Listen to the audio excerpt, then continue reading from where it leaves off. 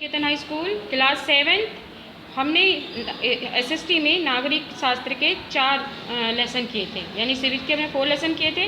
5 lesson अभी आपको करना नहीं है, इसलिए हम 6 लेसन कराएंगे आज। संचार माध्यमों का समझना। भाई आपको ये बताना है कि संचार साधन क्या होते हैं, ठीक है।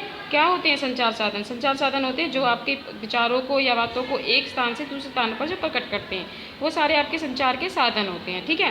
तो टेलीविज़न पर आपको पसंदीदा प्रोग्राम कौन सा है? रेडियो पर आपको क्या सुनना अच्छा लगता है?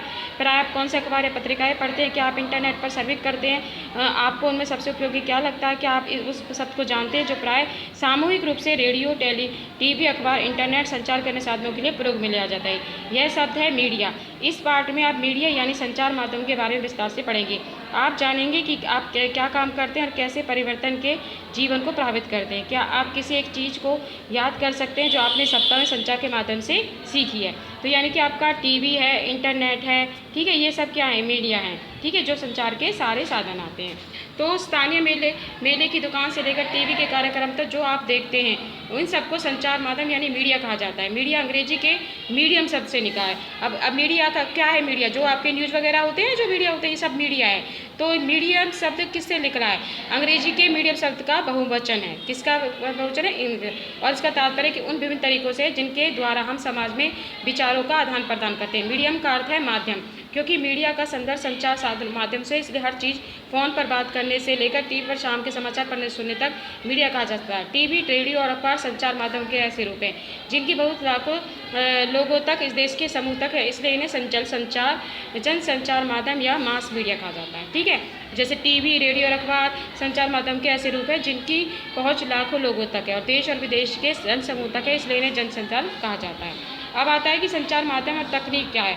आपके लिए संचार माध्यम के बिना जीवन की कल्पना करना भी कठिन होगा। आपके लिए संचार माध्यम के बिना जीवन की कल्पना करना ठीक होगा, लेकिन केवल टीवी और इंटरनेट के विस्तार उपयोग हाल में शुरू किए गए हैं। इनके प्रचलन में आए 20 वर्ष भी हुए हैं। जनसंचार के माध्यम के प्रयोग में आने वाले प्रौद्योगिकी निरंतर बदलती रहती है, ठीक है भाई। जैसे वो है अखबार है, टेलीविज़न और लाखों लोगों के तक पहुंच सकते हैं ना भाई। अखबार, आप सुबह से अखबार पढ़ते हैं, सभी घरों में अखबार होते हैं। टेलीविज़न के द्वारा आप अपने विचारों को एक दूसरे तक पहुँचाते हैं। रेडियो से आप बहुत सारी जानकारी मिलती है, क्योंकि इनमें से एक विशिष्ट प्रकार की तकनीक का क्या किया जाता है? उपयोग किया जाता है। हम अखबार और पत्रिकाओं की छपे हुए माध्यम के रूप में, टीवी तथा रेडियो की इलेक्ट्रॉनिक माध्यम के रूप में चर्चा करते हैं। आपके विचार में समाज पत्रों को छपे माध्यम को क्यों कहा जाता है?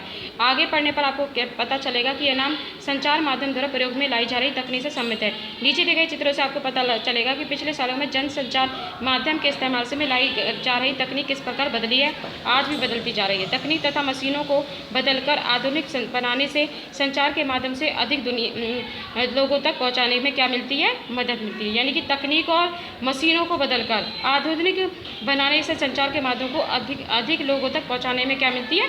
मदद मिलती है। इससे ध्वनि और चित्रों की गुणवत्ता में सुधार आता है। समझ में आया भाई? आप जैसे मशीन है, कंप्यूटर है, ये सब क्या है? ये मशीन ही तो हैं। तो इनके द्वारा क्या होता है? इनमें ज़्यादा से ज़्यादा लोगों को शिक्षा पहुँचाई जाती है। ये हमारे जीवन के बारे में सोचने ढंग में परिवर्तन ला रहे हो। उदाहरण के लिए जो हमारे लिए टेलीविज़न के बिना जीवन की कल्पना नहीं कर सकते ना। टेलीविज़न के बिना, टेलीविज़न के कारण हम अपने आप को विश्व समाज का एक सदस्य समझने लगे हैं। टेलीविज़न के प्रदर्शित चित्र सैटेलाइट होता है ना, और के विस्तृत जाल के माध्यम से दूसरे छत तक पहुँचाए जाते हैं। भूतल छत तक हम उन चित्रों को पहुँचा देते हैं। इसके कारण हम संचार अन्य भागों के समाचार और मनोरंजन कार्यक्रम को देख सकते हैं। टेलीविज़न के द्वारा देखते हैं।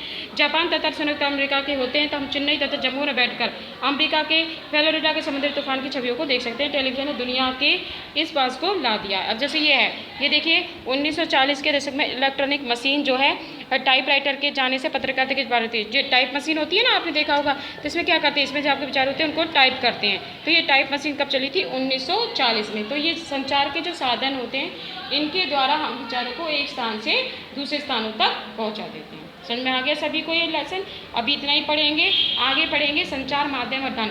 सभी बच्चे अपनी कॉपियाँ साथ के साथ पूरी रखेंगे। इसके सिविक्स के 4 लेसन हर बच्चे की कॉपी में होने चाहिए, ठीक है। आज के लिए इतना ही, नेक्स्ट अगली क्लास।